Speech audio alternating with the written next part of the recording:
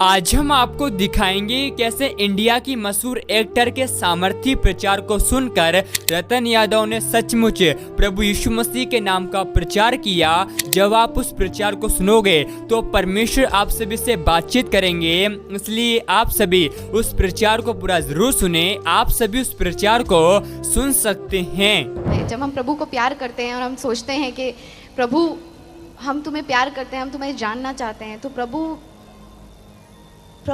बस हमारे दरवाजे पर खड़ा है, ठोक रहा है। हमें बस दरवाज़ा खोलने की देर है और वो अंदर आएगा और हमें एक सही रास्ता दिखाएगा। तो जौना जिस तरह से निनिवे के बजाय कहीं और जा रहा था, उस तरह से मैं भी अपनी ज़िंदगी में कहीं और ही जा रही थी, अपनी मन की मर्ज़ी की चीज़ें कर रही थी। तो प्रभु ने कहा ठीक है, अब इसको सही रास्ते पर लाने के लिए क्या हो जाता है, जब हम अपने रास्ते पर जाने लगते हैं तो शैतान का राज्य है, दुनियादारी में तो शैतान का ही राज्य है। और जब हम शैतान के राज्य की तरफ चलने लगते हैं तो प्रभु हमें वापस खींच के वापस लाना चाहता है। तो प्रभु ने जौना को वापस लाने के लिए, वो पानी में जहाज़ में जा रहा था, तो उन्होंने जहाज़ में वो पानी में तूफान लेकर आए और तूफान में पूरा जहाज़ हिलने लगा और जहाज़ के लोग डर गए और उन्होंने अपने भगवान को याद किया, उन्होंने अपने लोगों को याद किया, जिन भगवानों को वो मानते थे सबको याद किया, लेकिन कुछ नहीं हुआ, तूफान नहीं थमा। फिर उन्होंने पर्चियाँ डाल के पूछा कि ये कौन है, और फिर जौना का नाम निकला। और फिर जौना का नाम जब निकला तो उन्होंने जौना से पूछा कि तुम्हें पता है कि ये सब क्यों हो रहा है और कैसे हो रहा है। तो उसने कहा कि हाँ, ये वो प्रभु, मेरा प्रभु कर रहा है जिसने ये आसमान और ज़मीन बनाई, जिसने ये समुंदर बनाया, और वो ये कर रहा है। तो कभी कभी प्रभु भी हमारे जीवन में ऐसी छोटी छोटी उथल पुथल करते रहते हैं ताकि हम सीधे रास्ते पर आ जाएं। बट ज़्यादातर जो हम हमेशा ही प्रभु को हर चीज़ के लिए दोष देते हैं वो सही नहीं है, क्योंकि बहुत सारी चीज़ें, और मैं कहती हूँ कि 90 से भी ज़्यादा प्रतिशत चीज़ें जो हमारी ज़िंदगी में गलत हो रही होती हैं, ज़्यादातर वो सब शैतान कर रहा होता है। लेकिन प्रभु सिर्फ हमें सुधारता है। प्रभु चाहते हैं, प्रभु को क्रोध भी बहुत है, लेकिन प्रभु में बहुत करुणा है। वो हमें बहुत चाहते हैं, वो हमें बहुत प्यार करते हैं, इसीलिए उन्होंने अपने इकलौते बेटे की बलि चढ़ाई हमारे लिए। और उस बेटे ने हम दोनों के बीच में जो एक सेपरेशन हो गया था, जो एक अंतर हो गया था हम दोनों के बीच में, परमेश्वर और हमारे बीच में, उस अंतर को उन्होंने अपने लहू बहा के ख़त्म किया। और जब प्रभु ने मुझे छुआ, जिस तरह से जौना वो बोट में जा रहा था, वो शिप में जा रहा था, वो जहाज़ में जा रहा था, और जब वो जहाज़ के लोगों ने उससे पूछा और उसने बताया कि उसका प्रभु ये सब कर रहा है, और उसको जब उन्होंने जहाज़ से बाहर फेंका, उसको प्रभु ने एक बड़ी सी मछली के मुंह में डाल दिया, और वो 3 दिन और 3 रात तक उस मछली के मुंह में होता। और जब ऐसी स्थिति कभी हमारे ज़िंदगी में आती है, कुछ स्थितियों को हम बता नहीं सकते, बयान नहीं कर सकते। मेरी भी स्थिति कुछ ऐसी हो गई थी, पर प्रभु ने मुझे आकर जब छुआ तो मुझे लगा कि प्रभु इतना विशाल है कि वो कहीं पर भी, चाहे हम पाताल में चले जाएं या समुंदर में चले जाएं या कब्र में चले जाएं, या प्रभु हमारी आवाज़ कहीं पर भी सुनता है। और जौना ने रोक कर प्रभु को पुकारा कि मुझे माफ़ कर दो, मैं ऐसा फिर नहीं करूँगा, मुझे यहाँ से निकालो, मैं वही करूँगा जो आपने कहा है। और फिर मेरे साथ भी कुछ ऐसा ही हुआ कि मैंने कहा प्रभु माफ़ कर दो, मुझसे गलती हो गई, मैंने कुछ गलत किया, मैं वापस जो आप कह रहे हैं मैं वैसा ही करूँगी, मुझे आप बचा लो, मैं मुसीबत में फंस गई हूँ। तो प्रभु ने मुझे एक बार फिर उस मुसीबत में से निकाला। और तब जब उन्होंने निकाला तो मेरी ज़िंदगी पूरी तरह से बदल गई। क्योंकि यीशु ने जब मुझे छुआ है। मैं ज़िंदगी में मैंने बहुत कुछ किया है। मेरी मम्मी मुस्लिम है, मेरे डैडी हिंदू हैं और मैं क्रिसमस पे पैदा हुई, तो नेशनल इंटीग्रेशन मुझ में है। मैंने बहुत सारे तरीके अपनाए प्रभु तक पहुंचने के लिए, पर वो कहते हैं ना कि यीशु के द्वारा ही पहुंच सकते हैं उनके पास, दूसरा कोई तरीका नहीं है, क्योंकि हम लोग सब ही अपवित्र हैं। हम में से एक भी ऐसा नहीं है जो पापी नहीं है। हाँ, छोटा पाप हो या बड़ा पाप हो, पाप पाप ही होता है। तो हम में से एक भी ऐसा नहीं है जो अपवित्र नहीं है, क्योंकि परमेश्वर इतने पवित्र हैं कि सिर्फ उनका बेटा, सिर्फ यीशु मसीह हमको उन तक पहुंचाता है। और इसीलिए जब मैंने उस सच्चाई को जान लिया और यीशु को अपनी ज़िंदगी में अपनाया, तो मेरी ज़िंदगी में इतना सुकून और शांति आई कि मैं वो शांति और सुकून को बयान नहीं कर सकती हूँ। मेरी ज़िंदगी में सब कुछ था, नाम था, शोहरत था, पैसा था, सब कुछ, ऐसी कोई चीज़ नहीं थी, लेकिन वो शांति थी जो थोड़े क्षणों के लिए थी। फिर थोड़े क्षण के बाद फिर कुछ और हो जाता, फिर वो शांति बिगड़ जाती। लेकिन जब यीशु ने मेरे जीवन में, जब यीशु आए, तो उन्होंने मुझे ऐसी शांति दी कि वो शांति को आज तक मैं भी नहीं समझ पाई, वो मेरे भी समझ के बाहर है। That peace which surpasseth all understanding, वो शांति, वो सुख। और जब शांति होती है ना, तो वो शांति सिर्फ एक घटना नहीं होती, सिर्फ एक हैपनिंग नहीं होती, लेकिन वो ज़िंदगी जीने का एक मकसद हो जाता है, वो ज़िंदगी जीने का एक तरीका हो जाता है। इट्स लाइक अ लाइफस्टाइल, जीवन शैली हो जाती है। तब जाके वो शांति हम, पॉल और साइलस, जब वो दोनों प्रिजन में थे, उस वक्त अपोस्टल पौलुस के पास कोई होप, कोई आशा नहीं थी कि वो बाहर निकलने वाले हैं, लेकिन उन्होंने हम सबको एक ही चीज सिखाई कि किसी भी परिस्थिति में तुम आनंदित रहो, प्रभु की महिमा करो, प्रभु की स्तुति करो, और कोई भी स्थिति हो, अगर तुम आनंदित रहोगे तो कोई तुम्हारा कुछ नहीं बिगाड़ सकता, अगर प्रभु का हाथ तुम्हारे सर पे है। वो आनंद जो तुमसे कोई नहीं छीन सकता, वो आनंद जो तुमसे कोई नहीं ले सकता, वो आनंद जो तुम खुद भी नहीं समझ सकते, वो शांति जो तुम खुद भी नहीं समझ सकते कि तुम क्यों इतने आनंदित हो। कभी कभी मेरे दोस्त, जब मैं कोई अवार्ड फंक्शन पे जाती हूँ, और मैं अभी 2 साल से परमेश्वर के वचन में बहुत ज़्यादा ध्यान दे रही हूँ, मैंने 9 से भी अधिक भाषाओं में काम किया है, 125 से भी ज़्यादा फिल्मों में काम किया है, पिछले 20 साल से मैं काम कर रही हूँ, मेरी उम्र मत पूछना कोई भी। लेकिन प्रभु कहते हैं ना कि प्रभु की महिमा में है और प्रभु में है तो हम हमेशा हरे भरे रहेंगे, हम कभी बूढ़े नहीं होंगे। तो मुझे लगता है मैं फ्रीज हो जाऊंगी टाइम में, पर मुझे फिर भी लोग समझते हैं, अरे ये तो कोई काम नहीं कर रही है, फिर क्यों खुश है ये। लेकिन जब हम कभी इतना काम करते हैं, और मेरे दोस्तों को मैं मिलती हूँ जिनके पास सब कुछ है, बहुत कुछ है, इतना है कि उनके साथ पूछते भी खाएंगी तो बस नहीं होगा, फिर वो बेचारे दुखी रहते हैं। उनके पास कोई कारण नहीं है दुखी होने का, उन्हें जो गाड़ी चाहिए, जो भी चीज़ चाहिए, वो ऐसे सोचते हैं और सामने आ जाता है, फिर भी बेचारे कभी सुखी ही नहीं रहते वो, क्योंकि वो सुख उन्हें खरीदने से नहीं मिलेगा। वो सुख हमें परमेश्वर की अनुग्रह से मिला है, और वो सुख हमें यीशु मसीह के बलि से मिली है। उनके खून से उन्होंने जो हमें धोया है।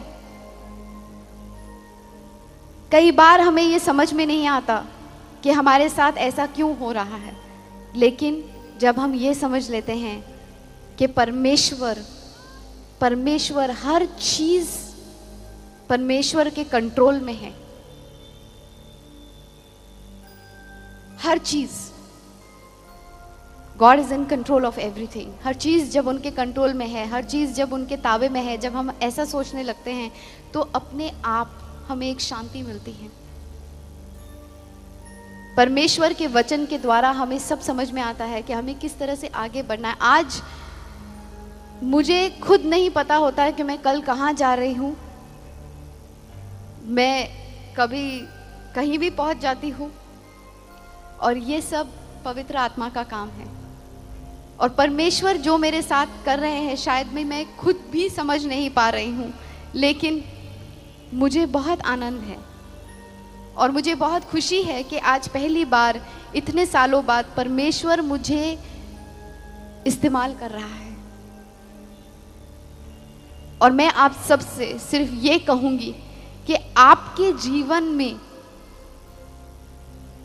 आपके अपने जीवन में आपको ये सवाल अपने आप से करना चाहिए कि मैं परमेश्वर के लिए किस तरह इस्तेमाल हो सकता हूँ या हो सकती हूँ। हम हमेशा अपने बारे में सोचते हैं, अपने बारे में हम हमेशा ये सोचते हैं हमारा क्या होगा, हमारे परिवार का क्या होगा, आसपास के लोगों का क्या होगा।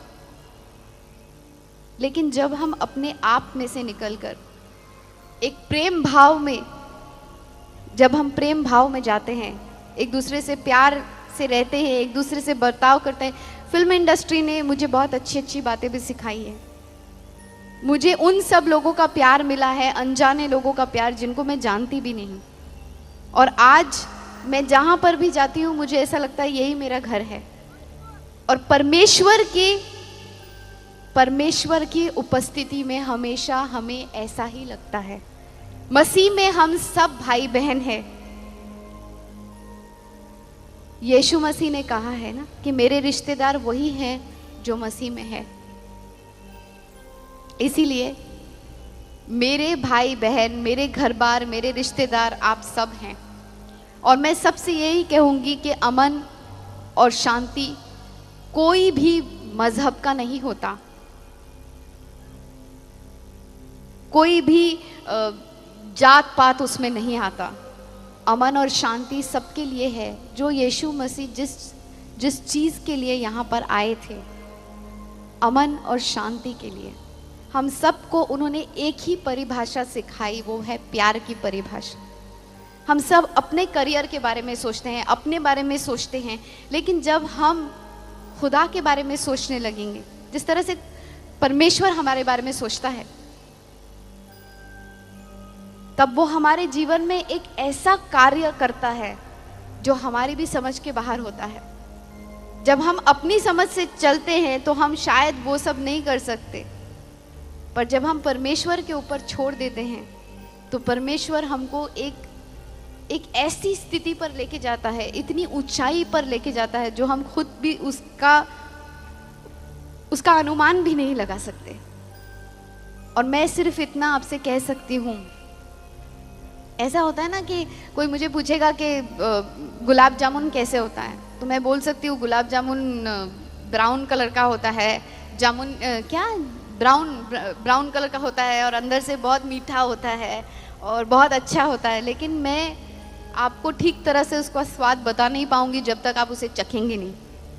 तो यीशु मसीह के बारे में मैं बयान नहीं कर पा रही हूँ जब तक हम सब ने यीशु मसीह को स्वीकार किया है। बहुत लोगों ने यहाँ से, यीशु ही सबसे बड़ा है। आप सभी इस वीडियो को भी छोड़ के ना जाए, आप सभी इस वीडियो को पूरा जरूर देखें। जैसा कि आपने वीडियो में देखा कैसे इंडिया की मशहूर एक्टर का सामर्थी प्रचार सुनकर रतन यादव ने सचमुच प्रभु यीशु मसीह के नाम का प्रचार किया।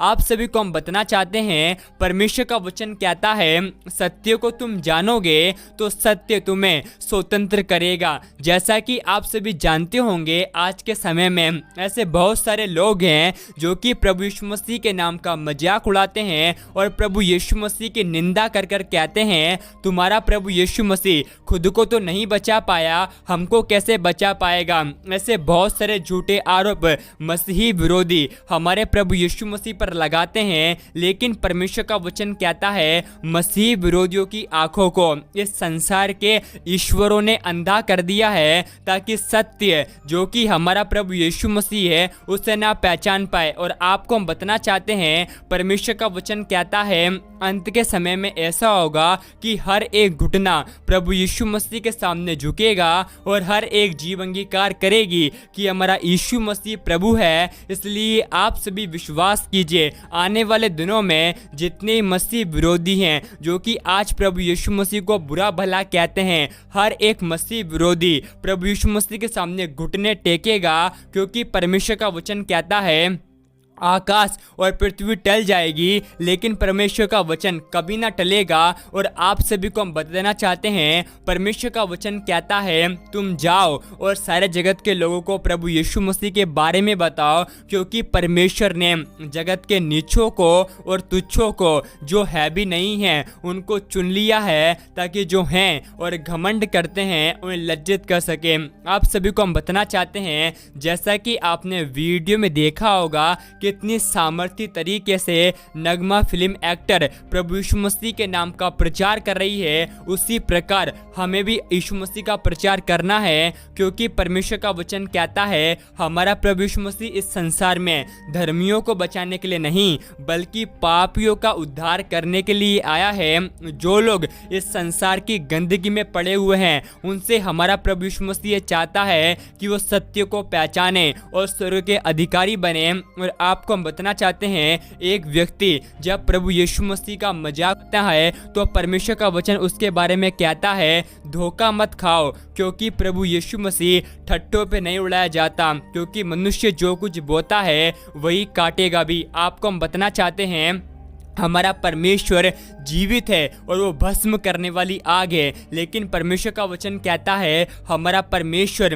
दया की खान और क्षमा है। इसलिए आप सभी को हम बताना चाहते हैं, हमारा परमेश्वर इस जगत में इसलिए आया है कि हम जीवन को पाए और बहुतायत के जीवन को प्राप्त करें। आप सभी इस अद्भुत गवाही को, इस प्रचार को एक व्यक्ति के साथ जरूर शेयर करें, ताकि वह व्यक्ति आपके द्वारा प्रभु यीशु मसीह को पहचान सके और नरक की आग से बचाया जाए। क्योंकि आज बहुत सारे लोग हैं जो कि मसीह विरोधियों की बातों को सुनकर हमारे प्रभु यीशु मसीह को छोड़ देते हैं, लेकिन परमेश्वर का वचन कहता है हमारे परमेश्वर की इच्छा यह है कि हर एक मसीह विरोधी भी स्वर्ग का अधिकारी बने। और आपको हम बताना चाहते हैं, परमेश्वर का वचन कहता है ना तो बल से ना तो शक्ति से, लेकिन परमेश्वर की आत्मा के द्वारा होगा। और मसीह विरोधियों का घुटना परमेश्वर के सामने झुकेगा, क्योंकि परमेश्वर का वचन कहता है हमारा परमेश्वर जल्दी आने वाला है। और परमेश्वर का वचन कहता है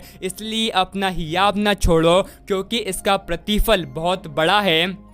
अगर आज आप प्रभु यीशु मसीह के लिए सताव को सह रहे हैं तो परमेश्वर आपको धर्म का मुकुट देगा, क्योंकि परमेश्वर का वचन कहता है धन्य है वे जो परमेश्वर के कारण सताए जाते हैं, क्योंकि स्वर्ग का राज्य उन्हीं का है। आप सभी को हम बताना चाहते हैं, जब आप प्रभु यीशु मसीह के लिए सताव को सहते हैं तो परमेश्वर का वचन कहता है हे मेरे प्रिय भाइयों, हियाव बांधो, डट रहो और परमेश्वर का में सर्वदा बढ़ते जाओ, यह जानते हुए कि तुम्हारा परिश्रम प्रभु यीशु मसीह में व्यर्थ नहीं है। परमेश्वर आप सभी को अपनी प्रार्थनाओं का उत्तर जरूर देंगे, इसलिए आप सभी विश्वास कीजिए, क्योंकि परमेश्वर का वचन कहता है विश्वास करने वाले के लिए सब कुछ हो सकता है कि परमेश्वर आपकी परिस्थितियों को, आपके हालातों को आज ही बदलेंगे और परमेश्वर आज आपकी प्रार्थनाओं का उत्तर भी आपको देंगे। अगर आप सभी इस बात पर विश्वास करते हैं तो कमेंट में आमीन टाइप करें और आप सभी इस वीडियो को एक लाइक करें, ताकि YouTube इस वीडियो को